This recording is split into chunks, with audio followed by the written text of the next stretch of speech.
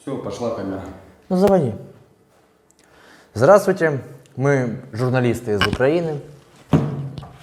Хотим с вами пообщаться по поводу того, как вы сюда попали, зачем шли, что хотели сделать тут. Я принудительно мобилизированный из ЛДНР, шел за сигаретами, забрали, отправили, ни в кого не стрелял, попал в плен. Зачем пришел сюда, для чего? А вы зачем к нам 8 лет назад пришли, нацисты? Давайте покажем вам одно видео. Покажи. Видео? Пропаганда? The Russians call us Nazis, but let's recollect who those same Nazis were and how they justified their invasion of Poland and other countries on September 1st, 1939. After all, it wasn't just World War II that they unleashed, they justified their action somehow, right? And they had to be psychologically prepared before sending German soldiers to kill other people.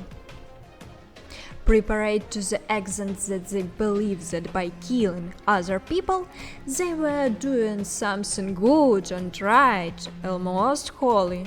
Protecting some particular race, a unique culture, special language, and they believe in that. Goebbels was half Dutch, and while Nazi Germany invaded the Netherlands and destroyed the people, Goebbels said with his propaganda that was how it should be done. The authorities were infringing the people and they needed to be set free. Well, when Goebbels was studied at the university, he was taught a Jewish teacher, probably, while in class they thought, "I'll be back to see you free." And this is Vladimir Putin's press secretary Dmitry Peskov. Peskov's wife Tatiana Navka, Ukrainian by origin, born in Dnipro City, violently supports Russia's attack on Ukraine along with their whole family. Well, this is a well-known Matvienko Valentina Ivanovna. She was born in Shepetovka, Ukraine. In her Kremlin propaganda, she says that Ukrainians and Russians are fraternal people, which is probably the reason why she favors military operation in Ukraine. Украинский и российский народ всегда были братскими народами. Украина превращалась в нацистское государство. И другого способа, кроме как провести специальную военную операцию, просто не существует. Like Goebbels, she blames the West and the Nazis in Ukraine. The Russian propagandist born in Ukraine stays in the Kremlin office, supporting genocide against the country she was born in and, of course, the words about liberating people and seizure of foreign territories. The German Nazi kept ordinary people in the concentration camps, abused, tortured and killed them. By propaganda, they failed doing that by claiming it to be liberation of the people and saving their lives. Today the Russian army has been practicing cruel Nazi genocide of Ukrainians. And the Russian propagandist Krasovsky frankly supports that and wishes the son's death for Ukraine. Сука, этой страны не должно быть. И мы сделаем все, чтобы ее не было. Мы сожжем вашу конституцию, блядь, прямо на Крещатике. Я, блядь, лично буду присутствовать на сожжении вашей говняной, так называемой конституции прямо, блядь, на Майдане Незалежности. The polish of Nazism and Rashism has nothing sacred. They do not care people doing, children and women being repaid. Propaganda would say that is Western fake or hired actors' performance. And now watch this. Вмешались высшие силы и украинская вода, как это бывает, самоопределилась, размыла самопальную старую дамбу Херсонской области, которую построили местные фермеры, нацики, и устремилась на наш полуостров. То есть сама природа на стороне России. Now watch this video. Птицы, которых этим заражали, просчитывалась их траектория перелета через Россию, это абсолютно фашистская попытка истребления вообще славянского этноса как такового. Agree, nonsense, but they made 100 million people believe in it. Let's compare what the propaganda of Nazi Germany at present-day Russia was based on. The Germans believed that Danzig had always been their culture and geographical territory. Now listen to this.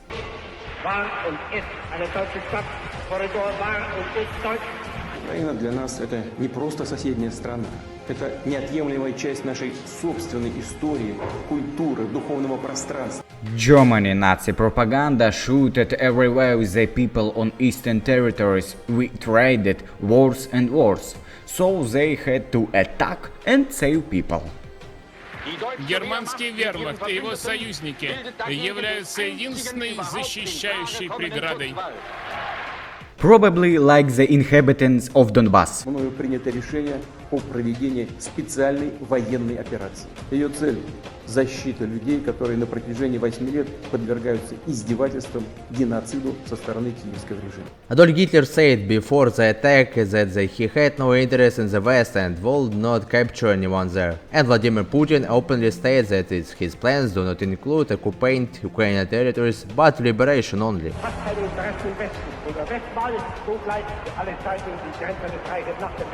В наши планы не входит оккупация украинских территорий. Coincidence? Modern Russia, like Nazi Germany, focuses all its efforts on propaganda and zombification people. Russians used to say, strange in the truth, however, is on the truth side the stronger. So let's figure out who is actually on the truth side and stronger in fact. First, let's find out what Nazi ideology means. The hallmarks of Nazi are denial of electoral democracy, policy of genocide, leaderism and revanchism. And now let us see step by step if those are typical for modern Russia. What is denial of electoral democracy? This is when an individual is leading the country for more than 20 years. Each time he wins elections by a wide margin. Meanwhile, the people Russians say, well, didn't we elect him? The polish of genocide. If you still think that genocide died with Hitler, then you are mistaken. You can be convinced by watching the footage of Bucha, Irpin, Mariupol, and the most recent missile attacks of the shopping center in Kremenchuk. It's where people went to work, some went shopping with their children, and some were just walking outside in a park. If those are military facilities, in your opinion, how extremation of the Ichkarian people, murdering of Khurshida Sultanova in the center Petersburg, murdering of Tajik migrants in Moscow and Tula can be explained? Of course, you can say this is a thing of the past, but slogans such as Save Russia from Hachi, Russia is for Russians, Moscow is for Muscovites are still heard throughout the streets of Moscow.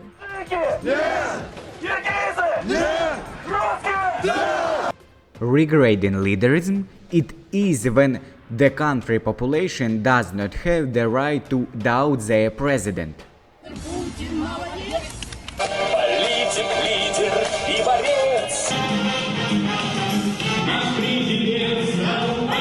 They justify all his action and say that if we are told to do this or that way, that means it was necessary to. As to revanchism, it's one of the basic Russia ideas throughout its whole existence.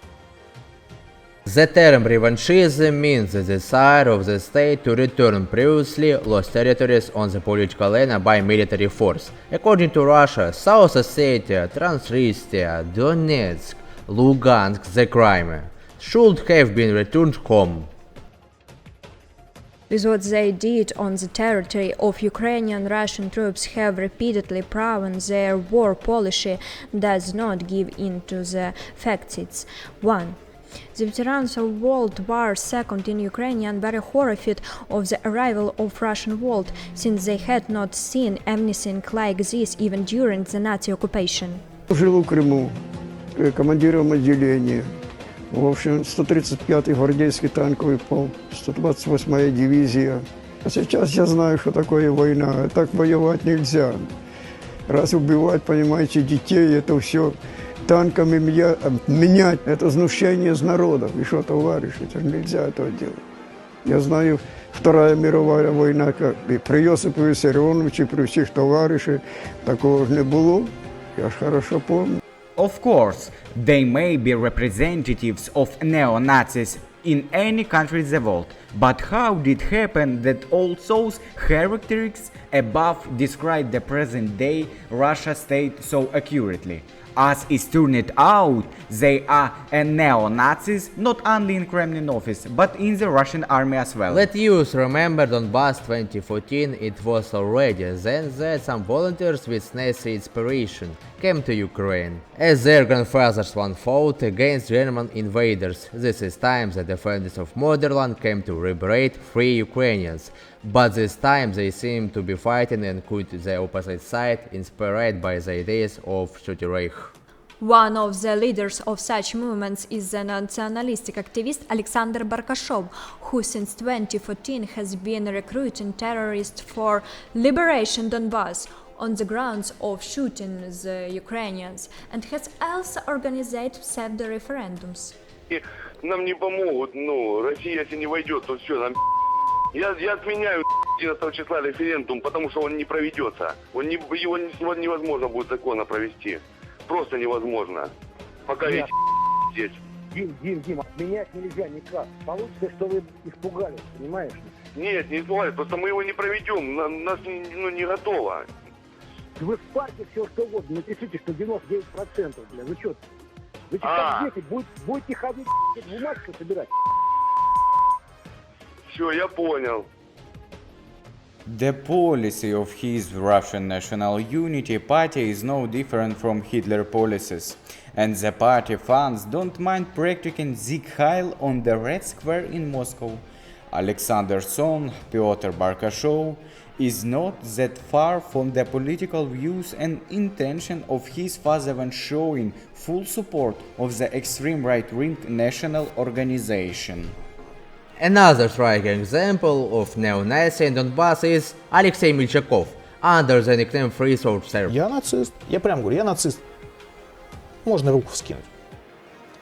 He became well known for his atrocities and torturing prisoners of war. In an archive video, he slaughtered a tiny puppy. He also terrorized the local population. Inspired by the policies of Adolf Hitler, Alexei's mother is not against the swift of her son. They say the Nazis should be killed in Ukraine, but actually it's them who are the Nazis, you know? Well, this is Milchakov fighting girlfriend Yulia Kharlamova, Elsa, an ardent fighter against Nazism. This man is known throughout Russia for his heroic deeds, namely murders and destruction in Donbass.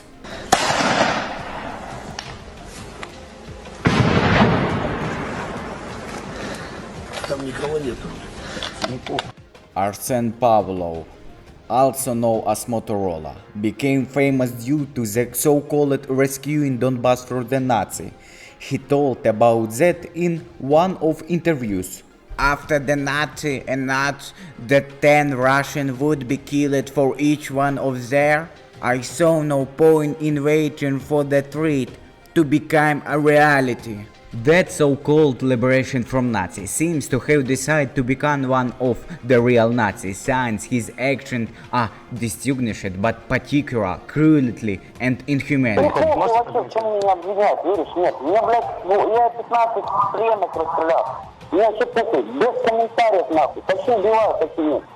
Motorola himself justified his action as act of mercy.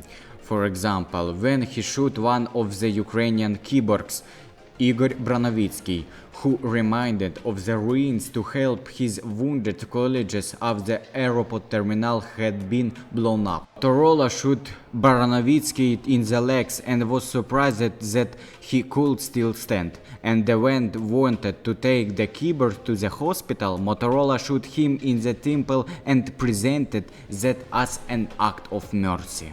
But it seems that for the inhabitants of the Russian Federation, this is an ideal example of a person who did deserve the opening of museum in his honors, the icons of which may will become next to the icons of Putin, Stalin and Lenin. Who is Roman Tolstokorov, a resident of the Russian Federation from Stavropol territory?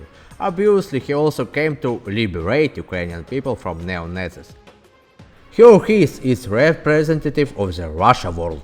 Anton Rayevsky, another neo-Nazi from St. Petersburg, an extreme right-wing nationalistic, used to act as Odessa anti-Maidan activist during the events in Odessa, Ukraine in 2014.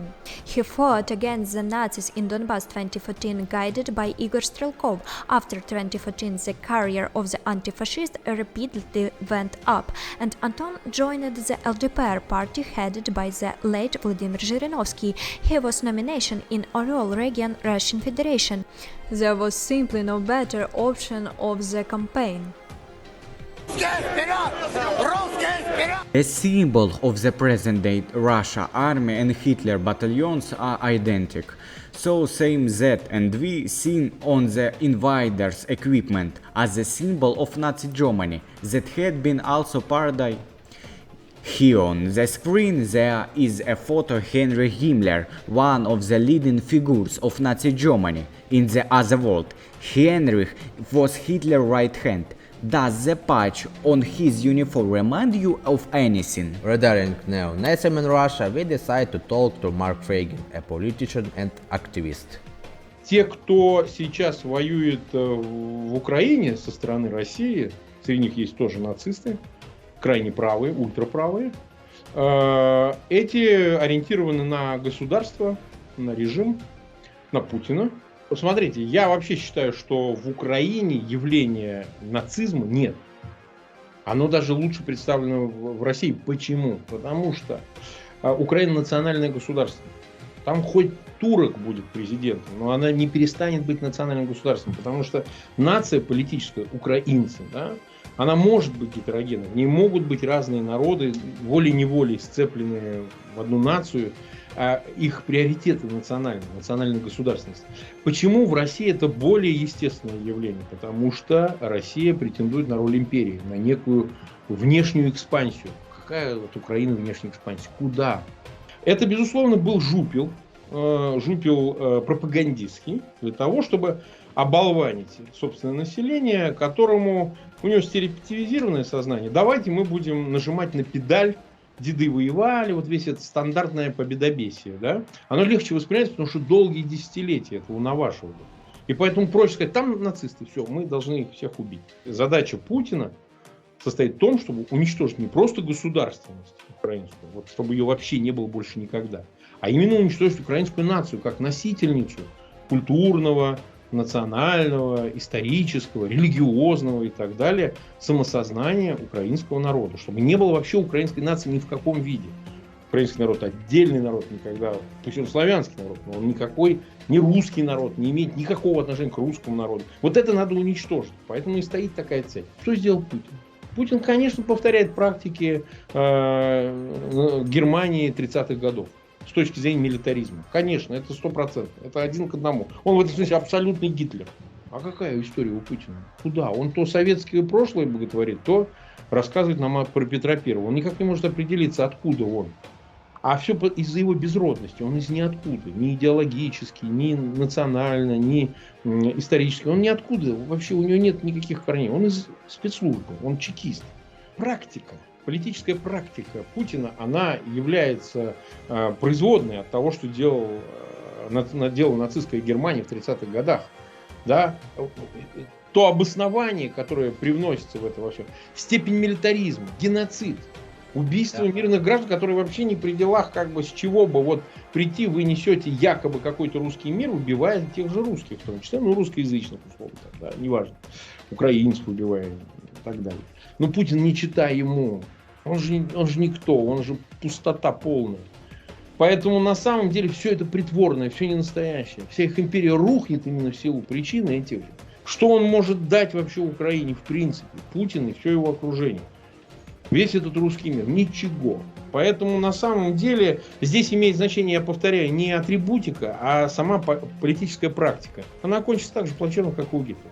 Wagner, he's the organizer of Wagner private military company. His soldiers are also fiercely fighting against fictitious neo-Nazis in Ukraine. And this is the head of Roscosmos, Dmitry Rogozin.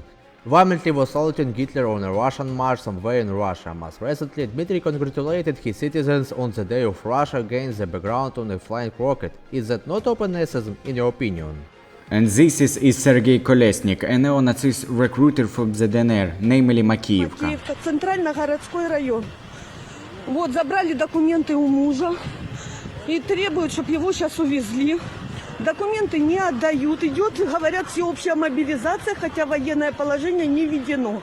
Distributing some songs in the street and announcing forced mobilization.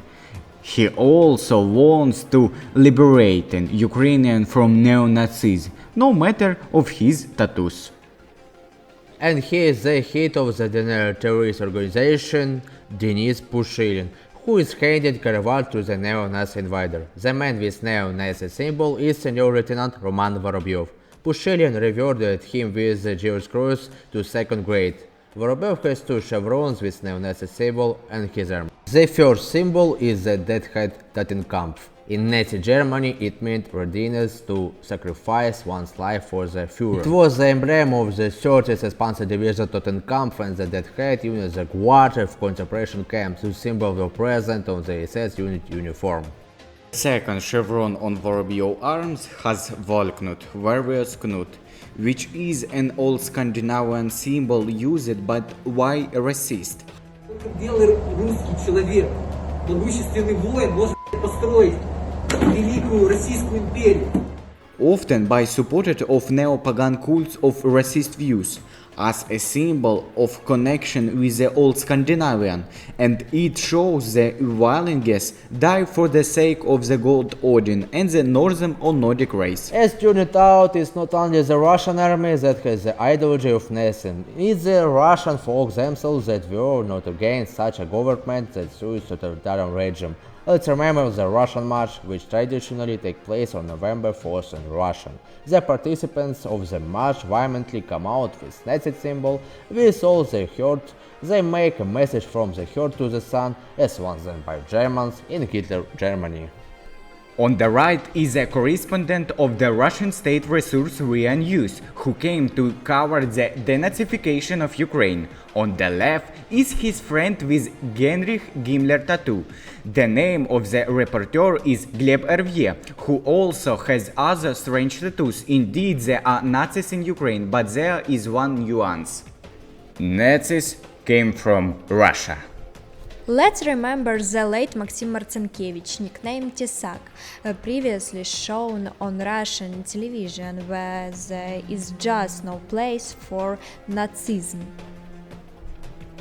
But it seems Maxim was not the only person on Russian television who was inspired by neo-racism. Ivan Okhlobystin, a Russian actor who has always openly supported Putin politically, is no longer shy about his radical views. His father used to be a tankist for the Third Reich. Ivan himself is not ashamed of his father's achievements, and perhaps he doesn't not mind repaying his father's fate. I heard that it was banned to enter Ukraine. I think that nonsense. For my dad it was when banned too, but he entered in 1943 in a tank. Here is another statement by Okhlobystin. Ukraine must despair, the West must be brought to its knees and forced the corrective labor for the good of the Russian Empire. The rest of the world must vigorously prove its support to us and share our ideas about the future for 200 years ahead. This is how the Russian national ideas sound now, and all other ideas are from the devil. Cheap up brothers.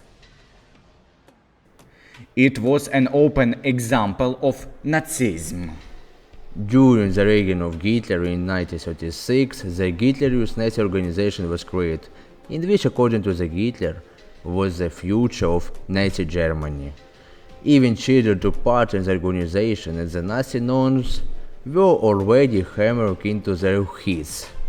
Capturing territories, that war is good, that being a Reichstag soldier is cool, and that a mother is less important than the Führer. Here's footage of modern Russian youth. Comments are necessary.